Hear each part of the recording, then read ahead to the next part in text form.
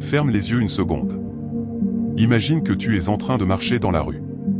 Tout va bien, jusqu'à ce que quelqu'un te bouscule violemment sans s'excuser. À cet instant précis, deux chemins s'ouvrent à toi. La colère t'envahit. Tu fulmines, ton cœur s'emballe, tu ressasses la scène pendant des heures. Tu ne réagis pas. Tu ressens la bousculade, mais tu la laisses passer comme un nuage dans le ciel. Maintenant, pose-toi cette question. Qu'est-ce qui a créé ta souffrance?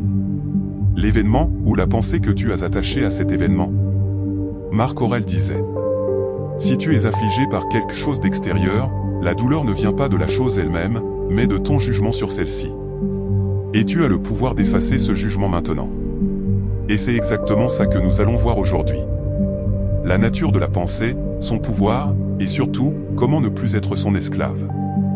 Reste bien jusqu'à la fin, parce que je vais te donner une méthode pour prendre le contrôle de ton esprit, dès aujourd'hui. Les pensées ne sont pas réelles. Tu sais ce qui est fascinant? La plupart des gens ne remettent jamais en question leurs pensées. Elles surgissent, et ils les prennent pour des vérités absolues. Mais regarde bien. Une pensée peut te rendre heureux en une seconde. Une autre peut te plonger en enfer. Et pourtant, rien n'a changé autour de toi.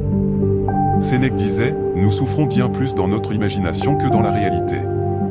Pense au moment où tu t'es inquiété pour rien. Où tu as cru qu'un problème était insurmontable, puis quelques jours plus tard, tu t'es rendu compte que tout allait bien. Tu vois le piège? Ta pensée crée ta réalité. Si tu la laisses faire, elle peut devenir ton pire ennemi. Tu n'es pas tes pensées. Voici une vérité qui peut changer ta vie. Tu n'es pas tes pensées. Tu es celui qui les observe. Prends un instant pour regarder ce qui se passe dans ta tête. Les pensées arrivent, puis repartent. Elles apparaissent, disparaissent, et pourtant, toi, tu es toujours là.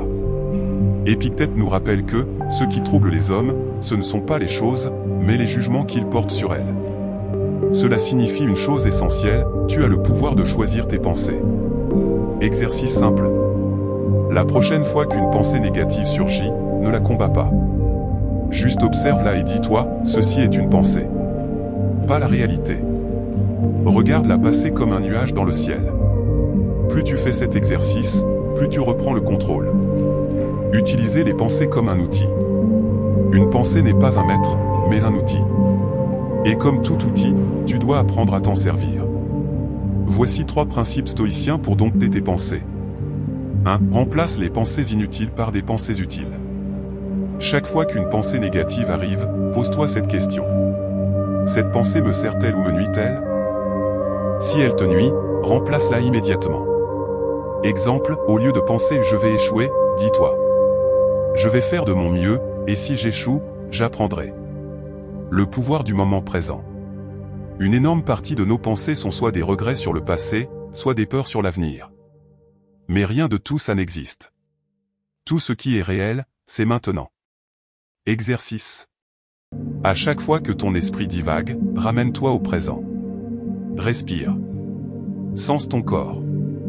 Regarde autour de toi. Marc Aurèle nous le rappelle. Ne gaspille pas ce qui te reste de vie en spéculations inutiles. 3. Transforme tes pensées en action.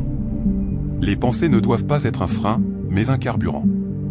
Chaque fois que tu tournes en rond dans ton esprit, demande-toi: que puis-je faire maintenant? L'action est le remède à l'overthinking. Conclusion: reprends le contrôle. Les pensées peuvent être une prison ou un levier de puissance. Si tu les laisses te dominer, elles t'épuiseront.